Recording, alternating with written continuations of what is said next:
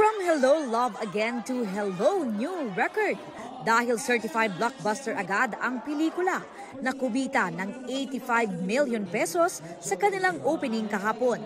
Dahil sa milestone na yan, nakuha ng pelikula ang box office record as the highest first-day grossing local film in the Philippines. Si Alden Richards na gumaganap bilang si Ethan, walang hanggan ang pasasalamat sa mga nanood.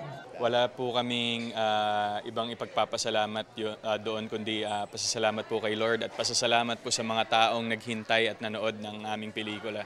And maraming salamat po because lahat ng pinaghirapan namin nasusulit. Speaking of Alden, nakasama nga rin ang iba pang cast ng Hello Love Again para i-recreate ang kanilang 2019 photo.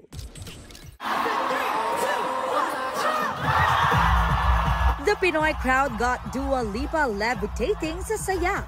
Sa kanyang IG post, all praises si Dua sa Manila crowd dahil sa kanilang energy kagabi sa concert. Aniya, one of the loudest crowds ever ito para sa singer. Shinare din ni Dua ang kanyang fit in her Philippine jersey at ilang snaps ng Pinoy food.